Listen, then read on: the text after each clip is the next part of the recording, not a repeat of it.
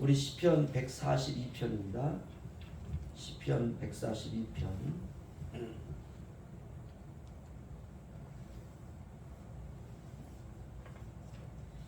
1절에서 7절 말씀 저한테서 교도하겠습니다. 내가 소리내어 여호와께 부르짖으며 소리내어 여호와께 간구하는도다. 내가 내 마음을 그의 앞에 두루하며 내 무안을 그의 앞에 진술하는도다. 내 영이 내 속에서 상할 때에도 주께서 내 길을 아셨나이다. 내가 가는 길에 그들이 나를 잡으려고 올무를 숨겼나이다. 오른쪽을 살펴보소서. 나를 아는 이도 없고 나의 피난처도 없고 내 영혼을 돌보는 이도 없나이다. 여호와여, 내가 주께 부르짖어 말하기를 주는 나의 피난처시요 살아있는 사람들의 땅에서 나의 분깃이시라 하였나이다. 나의 부르짖음을 들으소서. 나는 심히 편합니다. 나를 핍박하는 자들에게서 나를 건지소서. 그들은 나보다 강하니이다. 다 함께요. 내 영혼을 옥에서 이끌어내사 주의 이름을 감사하게 하소서. 주께서 나에게 갚아주시리니 의인들이 나를 두루리이다. 아멘. 오늘 내 길을 아시는 주님이라는 제목으로 함께 은혜 받기 원합니다. 삶이 그렇더라고요. 내가 힘들 때 내 곁에서 누군가 있어주는 것만으로 위안이 될 때가 있죠. 지금 너무 힘들고 울고 싶고 슬픔이 밀려오고 절망이 막 밀려오고 한 50대 훌쩍 넘어가면서부터는 세월이 이렇게 빠른가? 이럴 때 그저 변함없이 내 곁에 누가 이렇게 있어주는 그 하나만으로 뭐 맛있는 거 사주고 뭘 갖다 주고 막 이런 것보다도 내 곁에 있어주는 것만으로 위안이 되고 힘이 되고 기쁨이 될 때가 있습니다. 같이 슬퍼해주고 같이 아파해주고 같이 기뻐해 줄 수 있는 가족들, 또 친구, 이웃. 그래서 행복감을 느끼고 난 행복하다. 그게 행복입니다.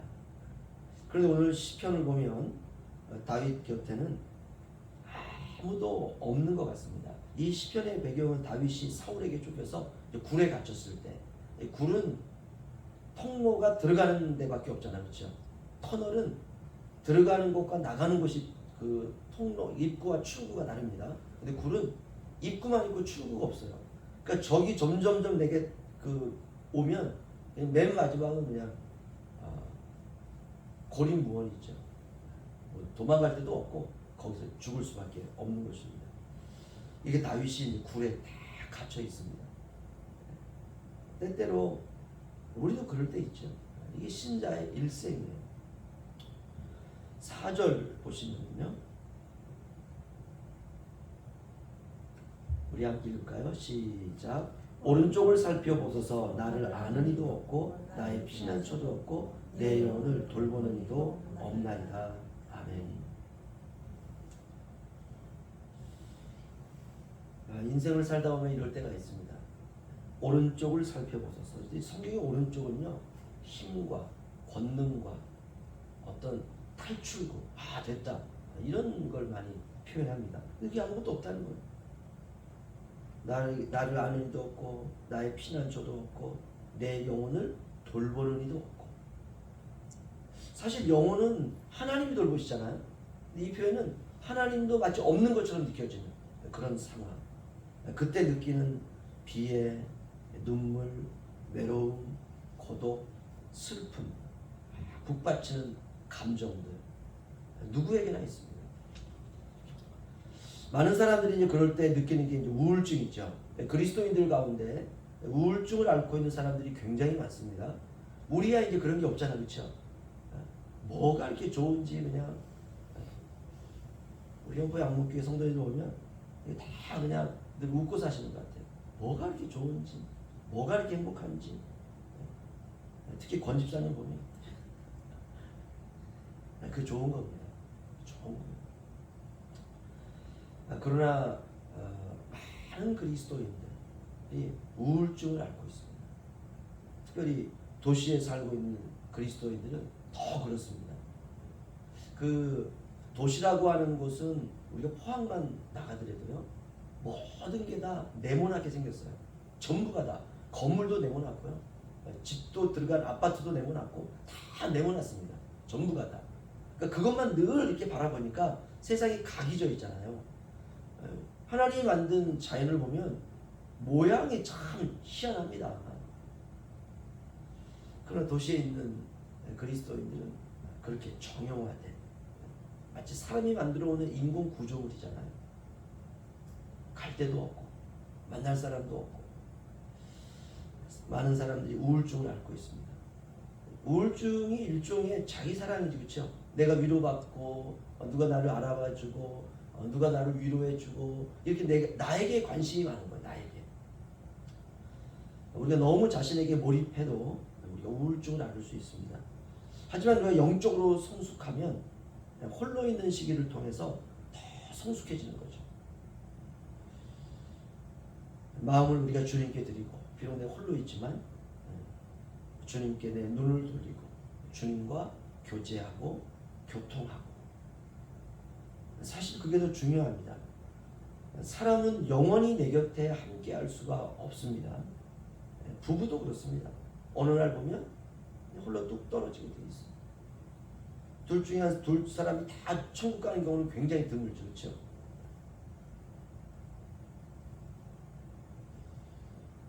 내 집사람한테 가쁜 거예요. 내가 먼저 천국 갈 테니까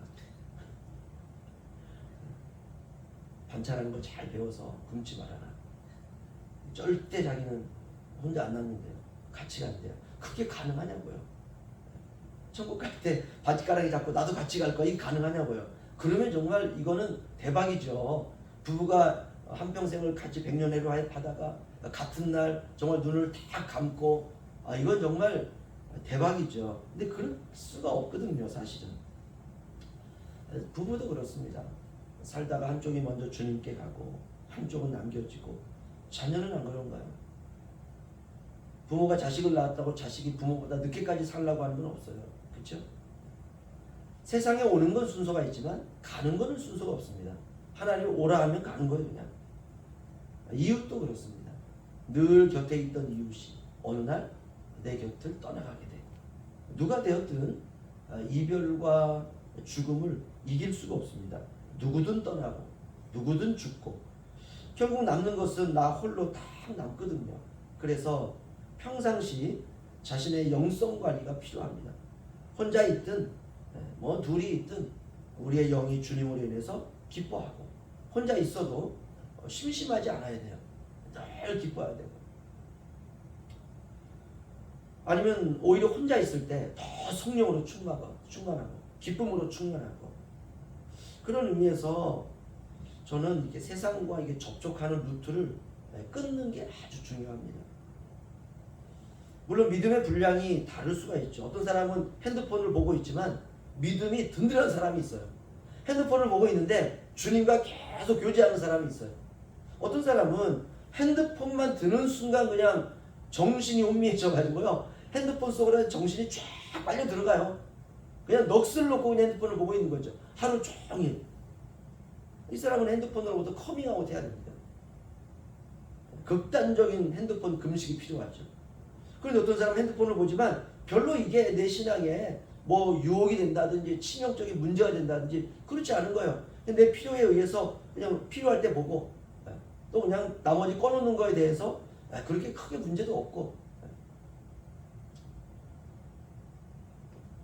근데 그냥 요즘 젊은이들을 보면 핸드폰을 잠시 놓으면 그냥 불안해하는 거죠. 이런 사람들 보면 죽을 때 무덤에 핸드폰 꼭 넣어달라고 할 사람 같아요. 죽으면 심심하니까 천국 가서. 그러는 사람은 한 사람도 없죠. 아무리 세상의 것이 소중해도 죽을 때는요, 그거 다 그냥 미련이 없습니다. 핸드폰에 중독되어 살아가는 사람에게는 빨리 커밍아웃 해야 돼요. 더 이상 핸드폰의 세계에서 내가 살지 않는, 이것이 죄와 싸우는 겁니다. 돈도 마찬가지예요. 어떤 사람은 돈이 많아도 분별이 있는 사람이 있어요. 뭐 특별히 돈이 많은 게 내 신앙에 뭐 문제가 되고 그렇진 않아요. 그냥 오히려 더 신앙생활 하는데 더 도움이 되고 오히려 더 이걸 가지고 주님을 위해서 영광스럽게 쓰고 돈이 나가든 돈이 들어오든 별로 문제가 안 되는 거예요. 이 사람은 막 돈이 막 들어와도 아무 상관이 없어요. 근데 어떤 사람은 돈이 조금만 들어와도 막 정신을 못 차리는 사람이 있습니다. 난 25일이 심히 걱정이 돼요. 그래서 지켜보고 있어요, 제가. 그저 그냥 부모가 주는 10,000원 그거 가지고 그냥 감사했던 아이가 이제 직장 생활하고 월급 딱 받을 때 그거에 한 뭐 20배 이상이 들어올 거 아닙니까? 그럴 때 과연 정신이 혼미해져 가지고 사실 돈이 많이 들어오면 없을 때보다도 간땡이가 부어요. 만약 그렇다면 돈을 다스릴 수 있는 능력을 달라고 기도해야 되겠죠. 그렇죠? 사람이 돈을 다스려야지 돈의 지배를 받으면 절대로 안 됩니다. 쓸 때는 믿음으로 막 써야죠. 저축할 때는 또 저축하고. 그러니까 저축하는 게 내 신앙에 크게 이게 막 위험이 되지 않는 거예요. 야, 이거 저축하면 몇 년 후에 내게 얼마가 되고, 그러니까 몇 년이 될 때까지 계속 거기에 집중하고, 그 사람은 절대로 저축하면 안 돼요. 절제가 필요합니다. 이런 절제. 우리 홀로 있을 때도 마찬가지입니다. 홀로 있을 때 우리가 더 성숙하고, 홀로 있을 때 더 주님을 바라보고. 다윗은 지금 굴에 있는데요. 휴가를 간 게 아니라 쫓겨다니는 신세입니다. 굉장히 처량하죠. 주변에 아무도 없고 오른편을 벗어서 아무도 없고 보이는 사람도 없고 돕는 사람도 없고. 그런데 이렇게 주변에 아무도 없는 그야말로 이 광야에 홀로 딱 남겨진 것 같은 사실 그렇게 남겨져 있는 거죠. 굴 속에 자기 장로로부터 쫓겨다니면서 죽음의 위기 가운데 있을 때 다윗은 과연 무엇을 하고 있었을까? 1절에서 3절 저 한 절씩 교도하겠습니다. 내가 소리내어 여호와께 부르짖으며 소리내어 여호와께 간구하는도다. 내가 영통하며 그리 앞에 들어가며 내 원을 그리 앞에 시전하는 다 함께요. 내 영이 내 속에서 상할 때에도 주께서 내 길을 아셨나이다. 내가 가는 길에 그들이 나를 잡으려고 올무를 숨겼나이다. 아멘. 다윗은 지금 아무도 없고 홀로 남아있을 때 기도하고 있습니다. 어제 새벽에 그런 말씀 드렸죠. 기도가 가장 즐거워야 된다. 정말 가장 즐거워야 돼요. 이게 마치 그냥 의무 방어전처럼 하면 정말 재미가 없습니다. 원통함을 주님께 토로하고 주님께 부르짖고 이게 신자의 삶이에요.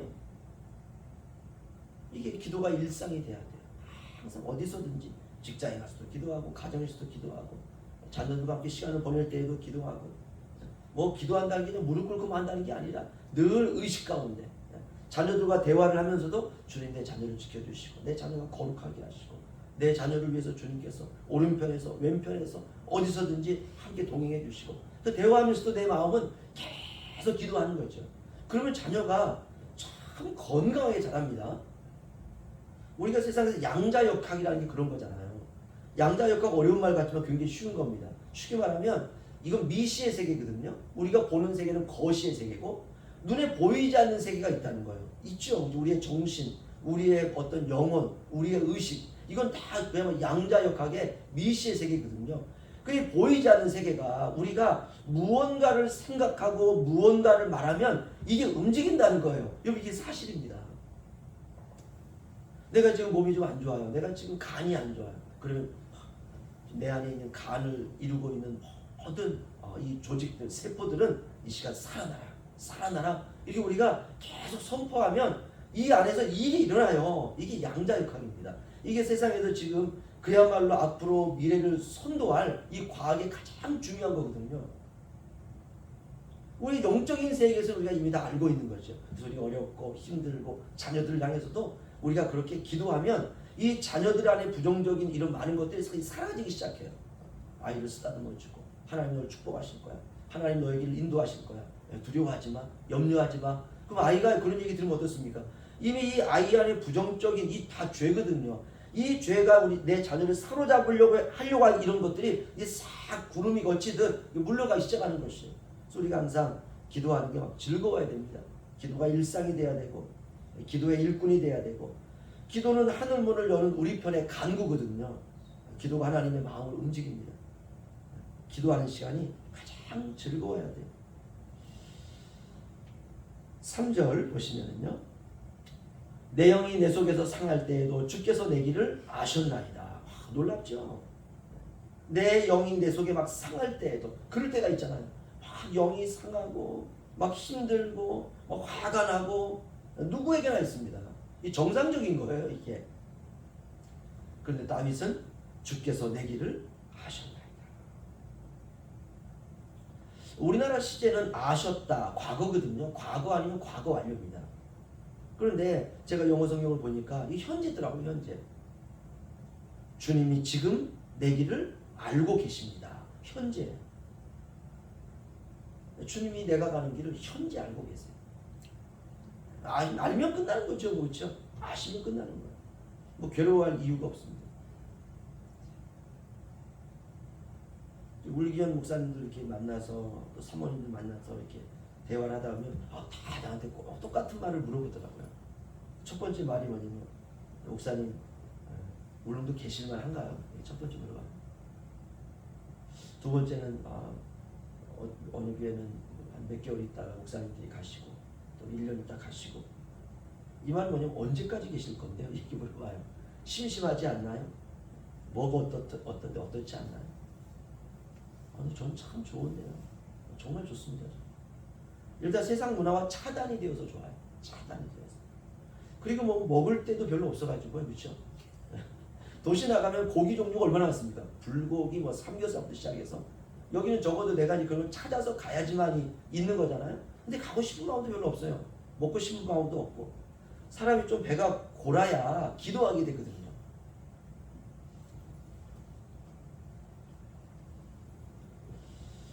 주님이 내가 가는 길을 아신다. 그러면 됩니다. 얼마나 감사한 일입니까? 뭐 괴로워할 이유가 없죠. 주님이 다 아신다는데 주님께 다 맡기면 됩니다. 5절 보시면요. 여호와여 내가 주께 부르짖어 말하기를 주는 나의 피난처시요 살아있는 사람들의 땅에서 나의 분깃이시라 하셨나이다. 아멘. 다윗이 알았어요. 다윗이 이전에는 내 피난처가 없다 그랬거든요. 근데 하나님께 기도하다 보니까 주님이 나의 피난처십니다. 이거 아는 거예요. 근데 기도는 능력이에요. 기도는 답을 알게 되는 시간입니다. 네, 그렇습니다. 주님이 피난처시오, 피할 바위시오, 나의 상급이시오. 네, 그래서 저는 다른 것에 인생의 목적을 찾지 말고 주님 안에서 찾아야 됩니다. 주님이 내 인생의 답이에요. 주님이 내 인생의 모든 것 되세요. 바로 그 시간, 주님이 나의 목적이라고 하는 것을 찾는 시간, 바로 그 시간이 인생의 고난의 시기입니다. 여러분 인생의 고난이 올 때 그 시기를 잘 보내시기를 오늘 다윗처럼 보내시기를 주의 이름으로 축원합니다. 기도하겠습니다.